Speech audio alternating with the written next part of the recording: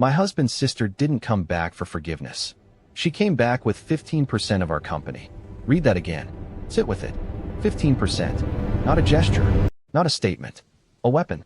Enough to move markets. Enough to swing a board vote. Enough to do exactly what she had spent years building toward. Walk into that boardroom 3 days from now and use my daughter as the excuse, my silence as the evidence, and my face as the reason shareholders should stop trusting this family. 3 days. And the most terrifying part, the part that kept me awake 2 nights in a row before I stopped trying to sleep at all, was not the 15%. It was the patience. The years of it. The quiet, deliberate, surgical patience of a woman who had taken her grief and her ambition and her inheritance and turned them into something that could actually destroy us. She had not come back angry. She had come back prepared. If you are new to this story, stop. Go back to part 1.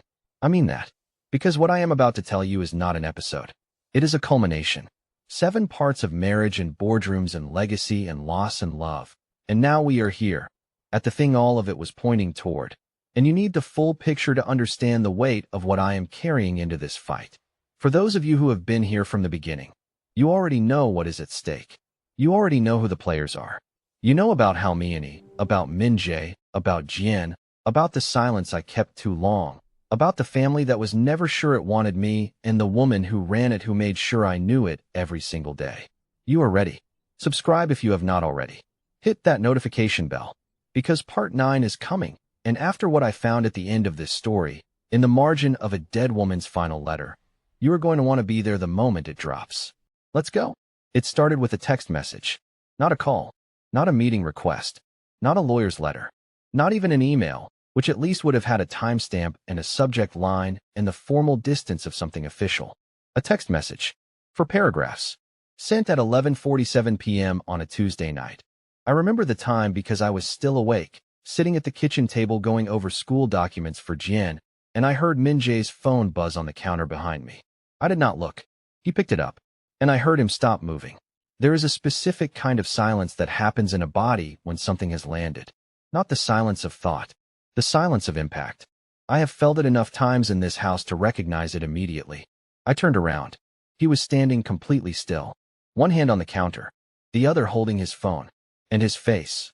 Min-jae, who is one of the most controlled people I have ever known, who has sat across negotiating tables from some of the most aggressive personalities in Korean business and not once let them see him flinch. His face had gone somewhere else entirely. He turned and held out the phone without saying a word. I read it. I am going to give you the essence of it as close to exact as my memory allows, because I have reread it in my mind enough times that I think I have it almost verbatim. She said, "Appa, I didn't come back to fight. I came back because Halmiani's legacy is being slowly destroyed by people who don't understand what this family built. You know what I know. You know this company was never meant to be run by someone from the outside. I love you.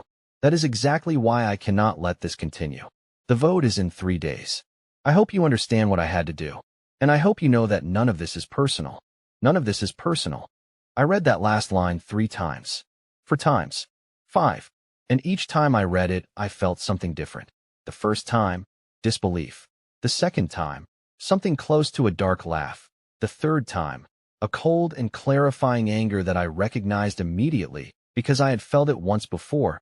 The first night Halmiani made clear to me that she intended to make my presence in her son's life as difficult as possible. None of this is personal.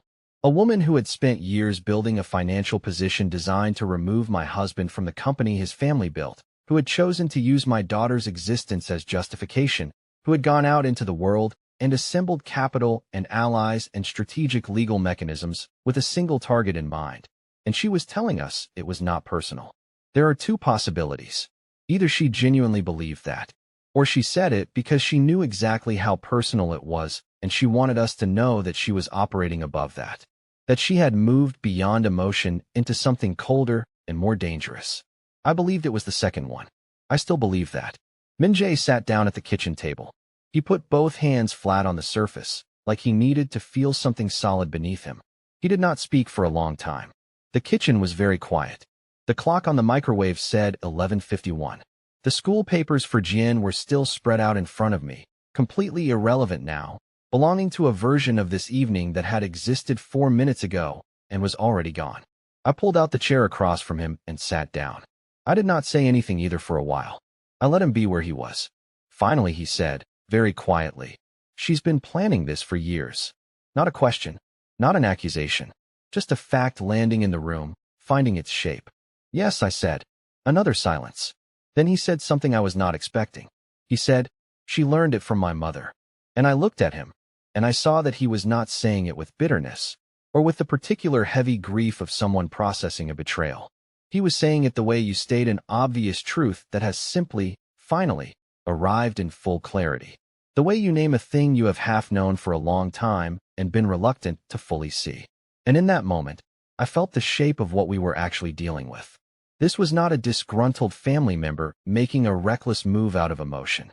This was legacy warfare. This was one student of a master strategist deploying everything she had been taught: the patience, the positioning, the willingness to use family as both weapon and shield, against another person who had sat in that same master's presence and learned different lessons from the same source. Hermione had shaped both of us. She had just not realized it. I reached across the table and put my hand over his. I said, "Then let's show her what the other student learned." He looked at me for a long moment. And then, for the first time since he picked up that phone, something in his face returned to itself. We had 3 days. We needed to understand exactly what we were walking into. The next morning, Min-jae called an emergency meeting with his legal team, his CFO, and 2 senior members of the investor relations department. I attended. I want to be clear about that because for a long time in the earlier years of our marriage, I attended these meetings in a particular way: present but peripheral, learning but quiet, always careful not to overreach in spaces where my presence was already complicated by the assumptions people brought into the room with them. That morning I did not sit at the end of the table. I sat in the center of it. What they laid out on that table was not a family drama. It was a war map. And if you want to understand why G1's move was so devastating, you need to understand the specific mathematical reality it created. Here is the ownership structure as it stood going into that week. Apex Capital, G1's investment vehicle, the fund she had been quietly building in London over the past several years, held 15% of Kong Holdings' voting shares. I want you to understand what that acquisition required. 15% of a company the size of Kong Holdings is not a casual purchase. That is a significant, structured, deliberate acquisition that would have required years of capital accumulation, careful legal navigation of disclosure thresholds, and an extremely precise execution to keep it quiet until the moment she was ready to move. She had done all of that without us knowing, without Min-jae knowing, without anyone in the company's legal or compliance structure flagging it until it was already done. That alone should tell you something about what kind of operator we were dealing with. But 15%, by itself, does not determine a board vote. Ji-won knew that, which is why she had not operated alone. Through a series of investment relationships and coordinated positions that we were still fully mapping at this point, she had aligned herself with a group of shareholders loyal to Lee Sung-min, a name I will not rehash at full length here, but which longtime viewers of this series will recognize as someone who has had his own history of competing interests with Min-jae's leadership. Together, those aligned positions represented approximately 12% of additional voting shares. That is 27% of voting power pointed at a single target. Set against that, the Kong family's consolidated voting shares at 28%. This sounds like an advantage. It is not cleanly, because the Kong family voting share structure is not a monolith. It is a construct that was designed decades ago by people who never imagined a scenario in which a Kong family member would be on the opposing side. There are provisions, clauses, mechanisms in that structure that Ji-won, who had grown up inside it, knew better than almost anyone. Then there are the undecided institutional investors, holding approximately 18%. These are the swing votes. These are the people who have no personal loyalty to any name in this room, who are running calculations about stability and return and risk exposure, and who will follow the story that feels most like certainty. Whoever can offer them the clearest narrative of stability wins their votes. Whoever introduces doubt loses them. The remaining shares are fragmented across smaller holders who will largely follow the institutional money. The mathematical reality of the situation was this. If Ji-won and Lee Sung-min could move 10% of those 18 undecided percentage points to their side, they had the votes. The vote of no confidence passes. Min Jae loses the chairmanship. The board restructures around whoever Ji-won has positioned to step in. And the Kong holdings that Min Jae's family built, that I have spent years learning and navigating and slowly, carefully, undeniably become a part of, becomes something unrecognizable. 10% of undecided institutional investors. That was the battlefield, not a moral argument, not a family reconciliation. 10 percentage points of people making rational calculations about money and stability in the middle of apparent chaos. The lawyers were talking about procedural defenses, emergency injunctive relief options, fiduciary obligations, formal notice period requirements, and whether there were any grounds to challenge the validity of the meeting itself. The CFO was running scenarios on share price impact under different vote outcomes. Everybody in the room was thinking about how to survive this. I was thinking about something different. I was thinking about how to end it. I have to tell you something that I have been working up to for several parts of this story. Something about who I was when this marriage began and who I have become inside it, and why those two things are not the same, and why that difference is the only reason we had any chance of surviving what Ji-won built. When I first entered this world, Min Jae's world, the Kong family's world, Korean corporate family culture, all of it at once.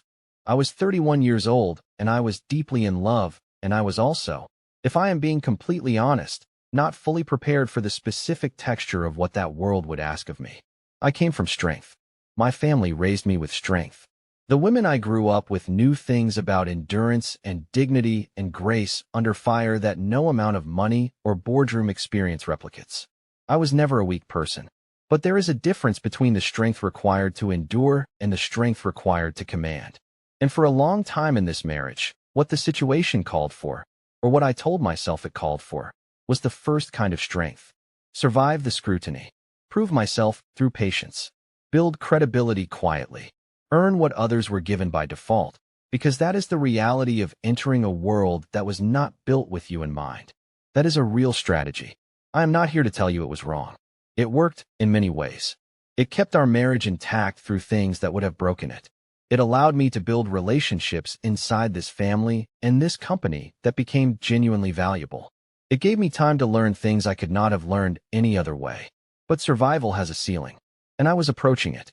Sitting in that meeting room, listening to lawyers build arguments for how to absorb a blow rather than deflect it, I felt something shift inside me that I can only describe as the arrival of something that had been in transit for years. A version of myself that I had been becoming, slowly, through every dinner and every boardroom and every moment of held-back sharpness and deliberately softened response.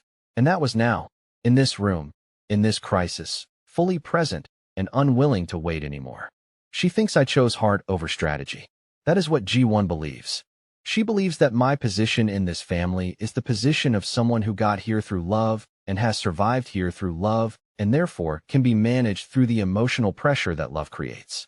She believes that when she applies pressure to Min Jae's position, to our marriage, to our family's credibility, my instinct will be to protect the emotional center at the expense of the strategic one.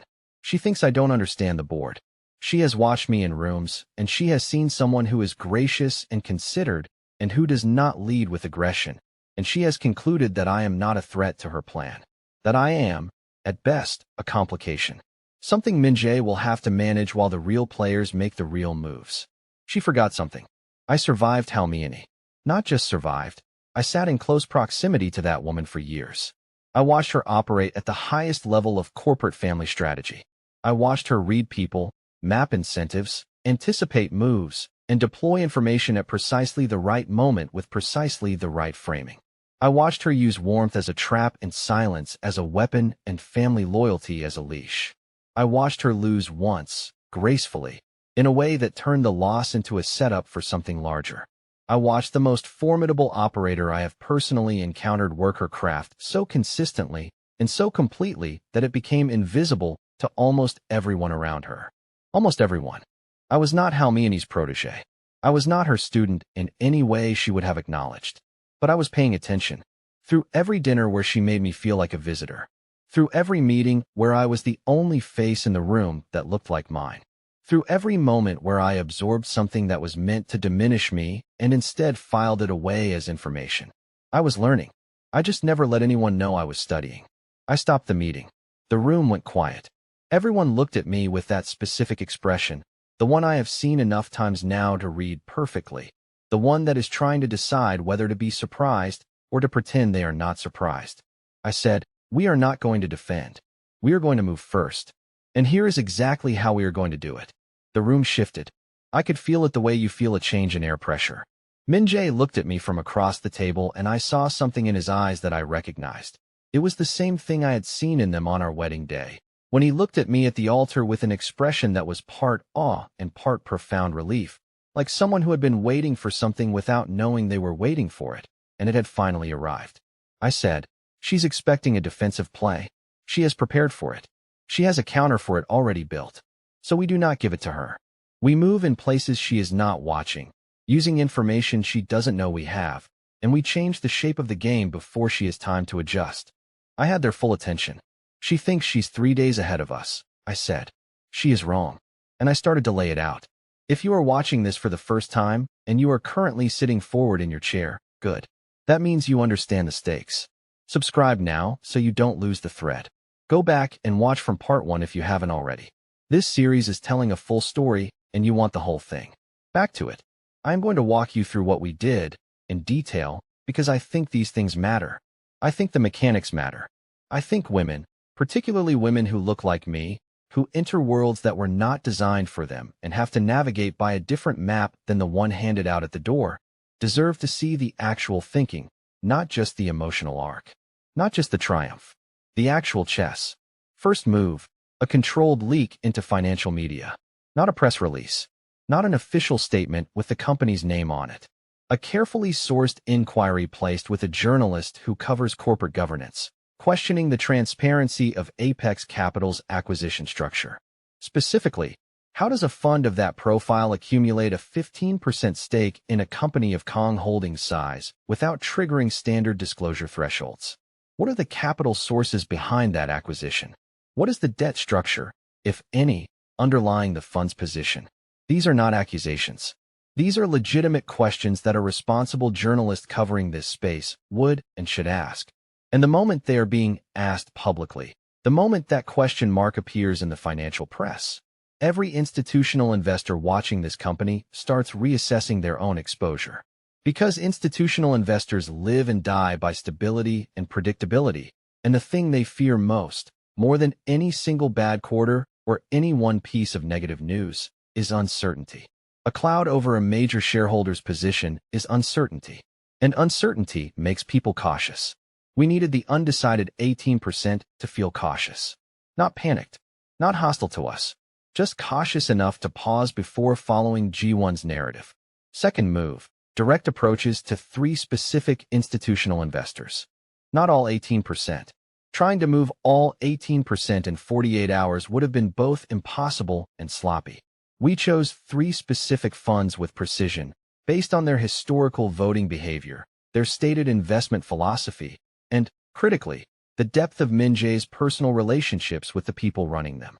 G1 had done extensive homework on the formal ownership and voting structures. What she had apparently not fully mapped was the human layer underneath those structures. The relationships.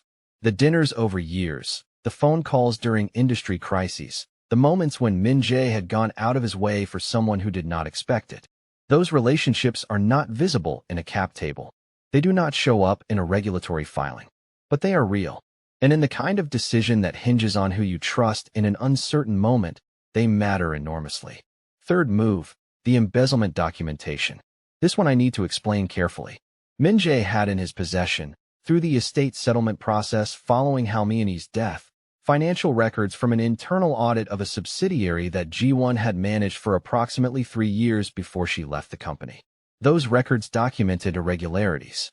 Not alleged irregularities, documented ones, independently verified by 2 accounting firms that were brought in as part of the comprehensive estate review. The audit had been completed and filed as part of the estate process and had never been made public because Min Jae, at the time, made a decision rooted in family loyalty and a genuine desire to allow his sister a path forward without having the past destroy her completely. He had held his hand. For years. Out of love. He was done holding it. We did not release those documents to the press. That would have been too dramatic, Too visible, too easy for Ji-won to frame as a retaliatory attack from a desperate leadership team. Instead, we filed them as the evidentiary basis for a formal regulatory inquiry to the relevant financial oversight body, questioning whether the history of financial misconduct by an officer of the company created a conflict of interest in the context of Apex Capital's acquisition of voting shares. Here is why that matters. A formal regulatory inquiry, once filed, cannot be stopped by the parties involved. It runs on its own timeline, governed by its own rules. It creates a formal institutional process that nobody can turn off with a press release or a vote. And this is the key thing, it creates a shadow. The moment a regulatory process begins, every sophisticated investor watching this company knows that there is an open question being investigated by regulators, and they do not know where it will end. And that uncertainty costs Ji-won exactly the thing her plan required: speed. The vote of no confidence was designed for speed. In, out, clean, done 3 days. A regulatory process is the opposite of speed. Fourth move, the legal challenge to Apex Capital's voting rights. Min Jae's attorneys formally raised the question of whether Apex Capital's voting rights under the shares it held were valid, citing provisions in the original shareholder agreement that restricted the acquisition of significant holdings by parties with documented conflicts of interest with company leadership. We were not certain we would win that argument at an initial hearing. We did not need to. We needed it to create another question mark, another procedural obstacle, another reason for the board's chairman to feel that proceeding with the vote on the original timeline carried legal risk. Multiple simultaneous pressure points. No single one decisive. All of them together creating friction that slows the machine, raises doubt, and signals to the watching world that this fight is going to be expensive, uncertain, and prolonged for anyone who chooses to press forward. I felt, quietly, carefully, cautiously, like we were ahead. And then Ji-won moved. I have thought a lot about what happened next, and whether I should have seen it coming. Maybe I should have. Maybe if I had been less focused on the moves we were making and more focused on the full picture of what kind of opponent we were dealing with, I would have anticipated it. I don't know. I have made peace with not knowing. What I know is that while we were executing our countermoves, Ji-won released something that I had not prepared for. An internal email.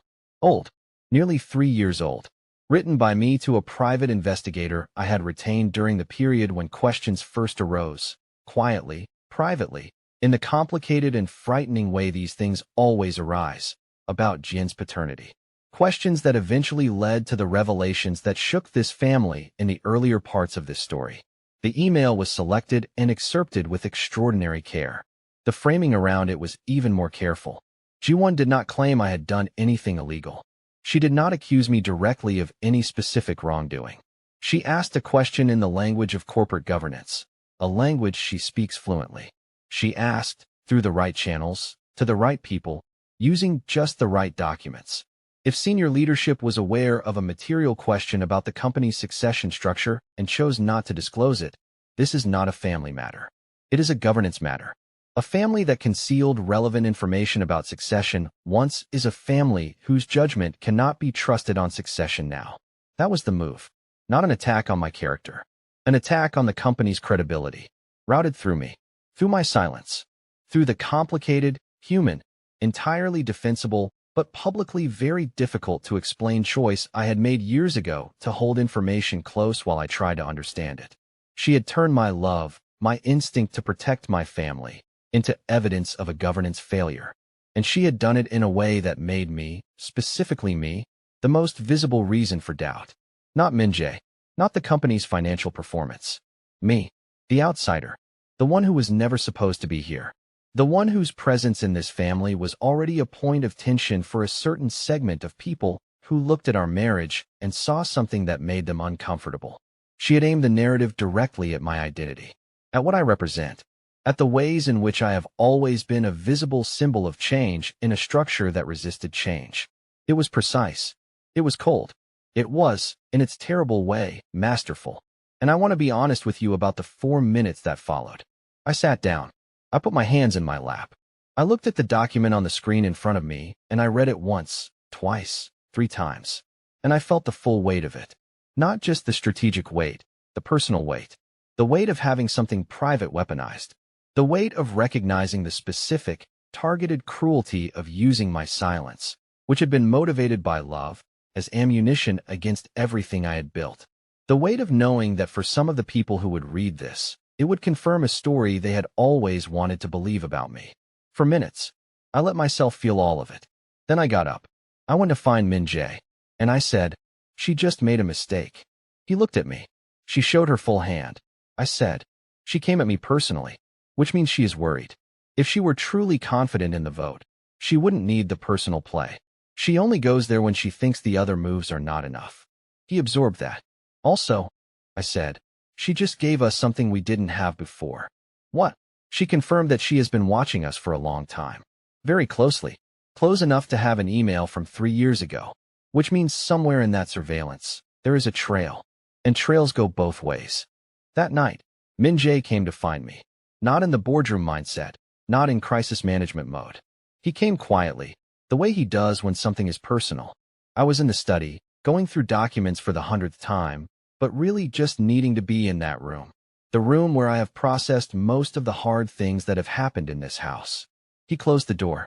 He sat across from me, and he used the voice he reserves for when he is being completely, vulnerably honest, the voice I fell in love with before I fully understood how rare it was. He said, "If they remove me, it won't be because of G1. It'll be because of us." He was not blaming me. I need to say that clearly and repeat it because it is important. Min Jae is not a man who assigns blame as a weapon. What he was doing was something harder than blame. He was being honest about fear. He was telling me that the thing he was most afraid of in that moment was not the vote, not G1, not the board. It was the possibility that the unresolved things between us, the 3-year-old silence, the information I had held, the weight we had never quite put completely down, were the actual vulnerability. The crack in the wall that G1 had found and was pushing through. And he was right. Not about fault. About reality. My silence from 3 years ago had never fully been resolved between us. Not because we were dishonest with each other, but because grief and crisis and the demands of a life as complicated as ours have a way of creating a queue of difficult conversations that never quite makes it to the front of the line. We had circled it. We had touched it and moved away. We had loved each other through it without fully speaking it. And now it was not just between us. It was on a document being distributed to board members and institutional investors by a woman who had accessed it through means I still didn't fully understand and did not care about yet, because we were past the point of caring about that. I looked at him. I said, "I know." And then I said, "I am not going to let her win. But I need you to know something. Everything I am doing right now, every move, every call, every room I'm about to walk into, I'm doing for us. Not just for the company. Not just for Jian's future, though God knows that matters. For us. For what we have. And when this is over, when it's done, whatever that looks like, we are having the full conversation. All of it. No circling. No cue. Out loud. Completely. Because I will not spend another 3 years carrying something that should be shared between us." He was quiet for a long moment. Then he said, "Okay. Then, I should have had that conversation with you a long time ago. The waiting, I let you carry too much of it alone." I shook my head. We both let it wait. We're here now. He reached across the desk and took my hand. And we sat there in that study, in the silence of a house that was built by a woman who never wanted me in it. And we held on to each other with the particular tenderness of people who have fought hard to stay together and know exactly how much that fight has cost and would choose it again without hesitation. Ji-won was betting on that silence between us. She was betting that the accumulated pressure of being in this marriage, in this family, in this house, under this kind of scrutiny, would eventually make me choose retreat over fight. Would make me soften. Step back. Let the men around me handle the business while I manage the emotional fallout. She did not understand what she was looking at. 2 nights before the vote, I went back to Halmiani's letter. I do this sometimes. I know that requires explanation. Halmiani and I had a relationship that is impossible to describe simply. She was the source of enormous pain in my life here, the architect of 1,000 small cruelties, a woman who made her disapproval of my presence known in ways that were always just subtle enough to be deniable. And she was also, undeniably, a force of nature, a strategist of genuine brilliance. A woman who built something significant from a position where significant things were not expected of her, and who did it with a ruthlessness and a clarity that I have never seen equaled in a boardroom or outside of one. I did not love Halmiani. I do not miss her in the way one misses someone who made you feel safe. But I respect what she built and I pay attention to what she left behind, because she was not a woman who left things behind carelessly. Her final letter, the one I have referenced across multiple parts of this story, is the most densely layered document I have ever read. On the surface, it is a letter from a dying matriarch to her family. Beneath that surface, it is something else, a map, a final transmission, a set of instructions coded in language that only someone who had spent enough time in her presence and paid close enough attention would be able to decode. I thought I had found most of what was in it. I had been wrong before. That night, at nearly 2 a.m., running on adrenaline and the dim light of the study lamp, I read it again. And I found a line I had read a dozen times before that I had always interpreted as philosophy. Near the end, in a section that appeared on its surface to be about international expansion strategy, Halmiani had written, "International holdings are leverage, not power." I had always read that as a caution about overextension, a warning about mistaking breadth for strength. The kind of wisdom that a founder generation executive passes down to the next generation. Do not confuse the appearance of a large footprint for actual structural power. At 2 a.m., surrounded by G1's documents and the financial architecture of Apex Capital, I read it differently. I read it as a description, a specific description, of a specific kind of entity. International holdings are leverage, not power. What does it mean when holdings are leverage rather than power? It means the entity holding them does not fully own them.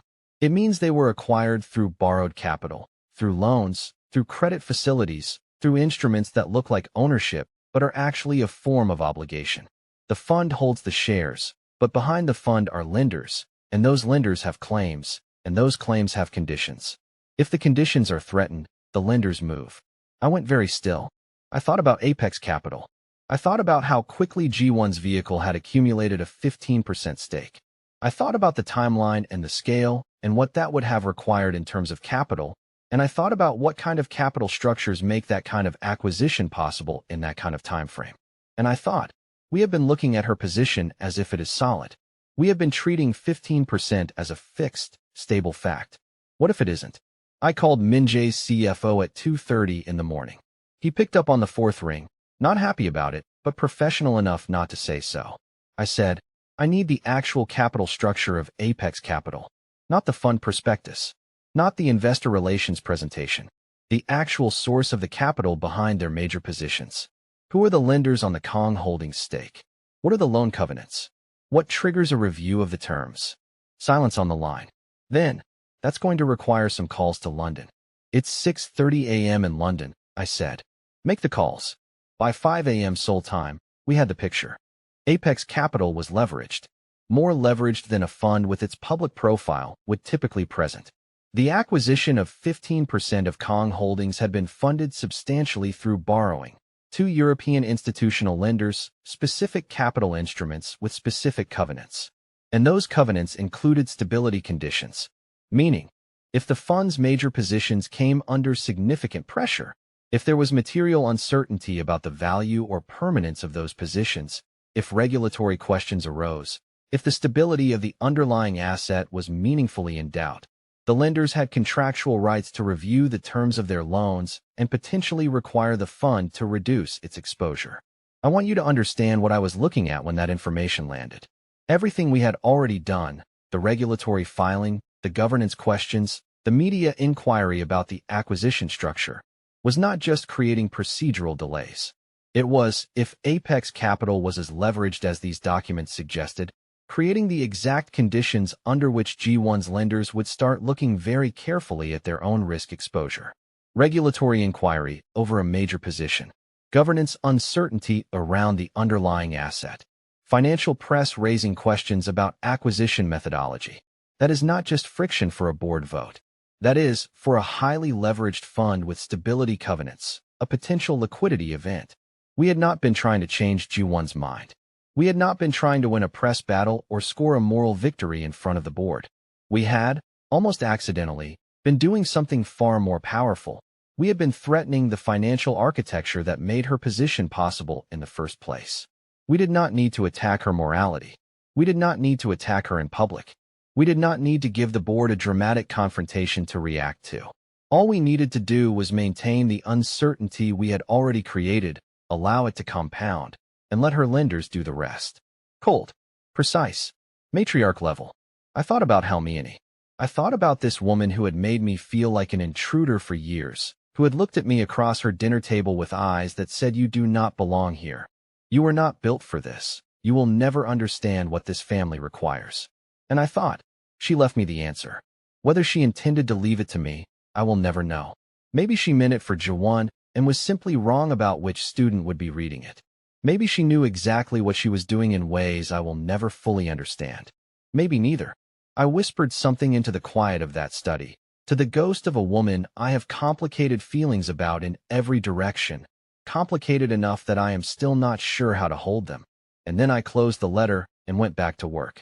The day of the emergency board meeting arrived the way consequential days always do, with an ordinary morning that refuses to acknowledge its own significance.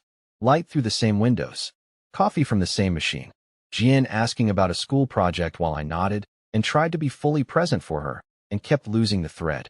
I told her I had a big meeting today. She asked if I was nervous. I thought about it honestly and told her no. She gave me a look that was so precisely her grandmother's look. Precise and assessing and older than her years, that it stopped me completely for a moment. "Good," she said. "You shouldn't be." I thought about that the whole drive-in. The meeting was called for 2 p.m.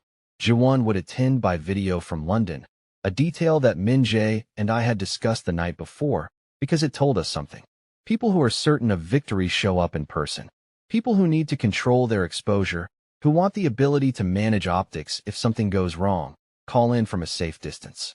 She had calculated that even if this played out less than perfectly, appearing remotely maintained a kind of dignity and deniability that being physically present in a room that might turn against you does not. That told us she was not as certain as she presented. Min Jae dressed carefully that morning. I watched him from across our room, and I thought about every morning of our marriage, the ordinary ones and the historic ones, the ones that followed the worst nights, and the ones that were just another day that would turn out to matter enormously in retrospect. I thought about how much this man has given to this family and this company, and how little of that will ever be publicly acknowledged in the right places by the right people. I wore black. I do not usually make symbolic choices about clothing, but that morning I understood exactly what I was walking into, and I dressed accordingly. We arrived at 1:30. The lobby had the particular atmospheric charge of a building full of people who know something significant is about to happen. Assistants moving with precision, legal teams clustered in corners, board members arriving with the controlled expressions of people managing their own uncertainty. I moved through all of it with a stillness I had not felt in days. The clarity that comes, sometimes, when you have done everything you can do and what remains is simply to be present for the outcome. At 1:55 p.m., 5 minutes before the meeting was scheduled to formally open, a series of communications arrived simultaneously. The board's chairman received one. The heads of the 2 largest institutional investor groups received copies. The communication was from the legal counsel of the relevant financial regulatory body, and it stated, in the precise and careful language that regulatory communications use, that pending completion of an active inquiry into the capital structure and acquisition methodology related to Apex Capital's position in Kong Holdings, the voting rights associated with those shares were temporarily suspended. Temporarily suspended. Not canceled. Not a finding of wrongdoing. Not a permanent action. A procedural hold on voting rights while an active inquiry runs its course. In any other context, it would have been a minor administrative notice. In the context of a vote of no confidence that depended on those 15% of shares to have any realistic chance of passing, it was the floor disappearing. The room went quiet in the particular way that rooms do when something has shifted and everyone knows it and nobody is quite ready to say it aloud. The chairman called for a pause before proceedings formally opened. Legal teams in the corridor moved into intense, quiet consultation. I stood near the window at the far end of the hall and I watched. And I kept my face still, and I let the silence do its work. Then G1 came on screen. Well-lit conference room in London. Professionally dressed. the full architecture of her composure in place. She appeared in the frame with the controlled presence of someone who has rehearsed this moment, and for a beat, just a beat, the room was very quiet, and the sense of a long-prepared confrontation arriving was palpable. And then I watched her take in the room, watched her eyes move across the faces, calculating, reading, processing, watched the calculation encounter something it had not predicted, and watched the composure. This extraordinary, carefully constructed, years in the making composure, crack. Just slightly. Just for a fraction of a second. Just long enough. The chairman announced that given the regulatory development, proceeding with a formal vote at this time would expose the board to legal challenge and would be inconsistent with the company's own governance obligations. The vote of no confidence was formally postponed pending resolution of the outstanding inquiry. Delayed. Not canceled. Postponed. The war was not over. I want to say that plainly because declaring victory prematurely is how you lose the thing you just protected, and G1 is not done. She will regroup. She will recalibrate. She will find a new angle, a new lever, a new mechanism. She is too invested and too capable to stop here. I know that. We know that. And we will be ready. But she did not win today. And she knew it. And she knew that I knew it. As the meeting broke apart, as lawyers and board members separated into smaller conversations, and the collective tension of the room began to diffuse into the particular exhaustion that follows high-stakes anticlimax, the video screen where Jawan had been sitting went still for just a moment. The meeting was ending. Her assistant was reaching for the laptop to close it. And in that stillness, in that single unguarded fraction of a second before the screen went dark, G1 looked directly into the camera. I do not know who she thought she was looking at. I do not know what she saw. I held her gaze, through the screen, across the thousands of miles between Seoul and London, across the years of everything that had brought us to this room on this afternoon. I did not look away first. That night, I went back to the study again. I know. I keep returning to that room. It is where I think, where I have always thought, in the years since we moved into this house. There is something about that room. The particular quality of its quiet, the way the lamp sits, the worn edge of the desk where I have rested my arms through 1,000 hours of reading and thinking and working through things that had no easy resolution. That makes it the place where the true accounting happens. Not the boardroom accounting. The internal kind. I thought about G1 for a long time that night. Not strategically, just as a person. A woman who had learned everything she knows about power and positioning from a mother who was extraordinary and also deeply flawed in the specific way that people who build walls always are. The wall eventually becomes the thing that limits you rather than protects you.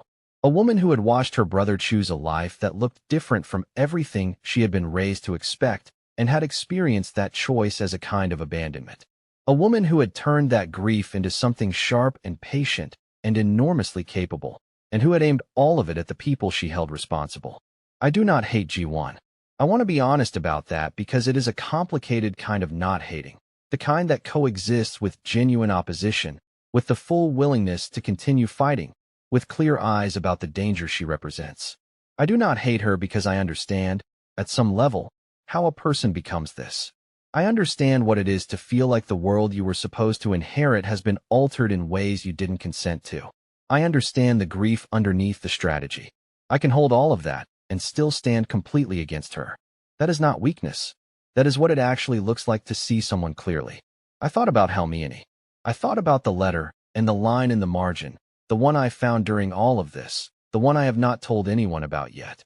A name, a date, a reference to an account in a bank I do not recognize, written in the same deliberate, precise hand that wrote every other word in that letter. Nothing is in the margin of a Halmiani document by accident. Nothing she committed to paper was careless. Whatever she wrote there, she wrote it knowing that someone would find it, knowing that someone would need it. I do not know what it means yet, but I know I am going to find out. And I know that what I find is going to open something that none of us, not G1, not Min Jae, not the lawyers and the CFO and the institutional investors who watched this week unfold, are prepared for. Min Jae and I had a conversation that night. The real one. The one we promised each other. We sat in that study until well past midnight, and we talked about the 3-year-old silence and what it cost each of us to carry it and what it means to fully lay it down. It was not easy. Those conversations never are, the ones that matter. But it was honest, and it was ours. And when we finally stopped talking, we sat together in a quiet that felt different from the quiet that had preceded it.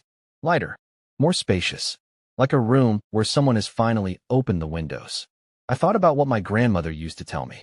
She used to say, "The most dangerous woman in any room is the one who has already survived the thing they're trying to threaten her with." I thought about all the things this house and this marriage and this world have asked me to survive. All the dinners and boardrooms and sideways glances and carefully worded sentences designed to remind me that I was here on a kind of sufferance. All the moments I absorbed something meant to diminish me and chose, for my own reasons, not to break.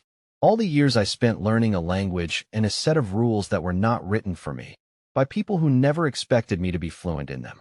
She taught her best student how to play chess. She just forgot about the other student sitting in the corner, watching every move, paying attention to things nobody thought to hide from someone they never expected to be a threat. Halmini taught Ji-won how to play chess. She forgot to teach her what to do when someone flips the board. I am not done. That much I know. The vote is delayed, not canceled. The regulatory process will run its course. Ji-won still holds those shares, and she will find a new approach, and we will have to be ready for whatever that approach is. There are loose threads everywhere, and some of them lead to places I cannot fully see yet. But there is also a name and a margin, a date, an account number at a bank I do not recognize, and I am going to follow it wherever it goes. If you have been here for all 8 parts of this, if you have been with me through the dinners and the documents and the boardrooms and the grief and the love and everything in between, then you know that this story is not over. You know there is more coming. You know that what I find in that margin is going to change the shape of everything. Do not miss part 9. Subscribe right now if you haven't already. Share this video with someone who needs to see a woman like this. A woman who was told in 1,000 ways that she did not belong, and who sat in the dark with a dead woman's handwriting and found the thing they never expected her to find. Like this video. Leave me a comment and tell me, what do you think is in that margin? What do you think Halmini left behind? I have a feeling some of you already know. Part 9. Coming soon. I am not done. We are not done.